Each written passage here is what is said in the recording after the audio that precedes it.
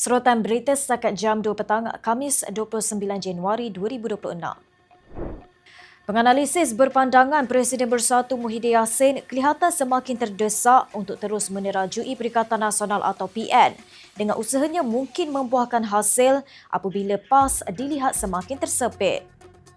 Syazal Shukri dari Universiti Islam Antarabangsa Malaysia berkata dakwaan Muhyiddin bahawa PAS dan Bersatu bersetuju memansuhkan jawatan pengerusi PN yang dinafikan PAS menunjukkan beliau terdesak untuk terus memimpin gabungan itu dalam apa jua cara. Penganalisis juga berpandangan PN kini dilihat seakan-akan menunggu masa untuk berpecah susulan kegagalan disiplin komunikasi antara Bersatu dan PAS apabila kedua-dua parti itu mengeluarkan kenyataan bercanggah berhubung jawatan pengerusi gabungan berkenaan. Ahmad Zaharuddin Sani Ahmad Sabri dari Global Asia Consulting berkata, naratif tidak sehaluan itu bukan hanya isu teknikal tetapi menonjolkan kelemahan mendasar mahupun petanda krisis kepimpinan yang semakin mendalam. Kemenangan di Parlimen Kinabatangan dan Dun Lamak, bukti Barisan Nasional atau BN perlu beri keutamaan kepada calon muda pada PRU16 menurut Wakil Rakyat Baru menang Kurniawan Naim Mokhtar.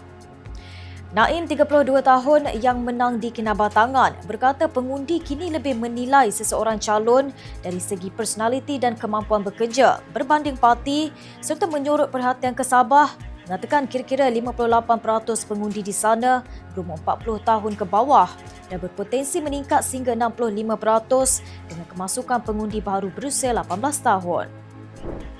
Timbalan Presiden PAS Tuan Ibrahim Tuan Man menggesa rakan komponen dalam Perikatan Nasional atau PN agar berhenti menyerang sesama sendiri dalam kemelut yang tercetus berhubung jawatan pengerusi gabungan itu.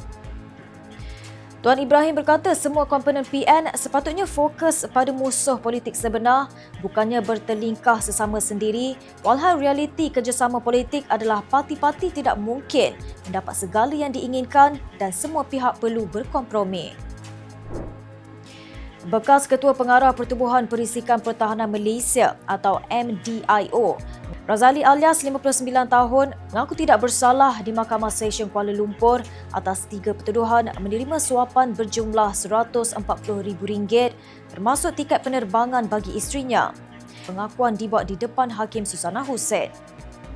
Mengikut pertuduhan pertama, Razali didakwa menerima $20,000 Amerika sebagai dorongan meluluskan sijil pengesahan dan penerimaan perkhidmatan pembayaran bagi perolehan perkhidmatan senggaraan dan perkhidmatan sokongan sistem pusat operasi pertahanan cyber bahagian staf Perisikan Pertahanan.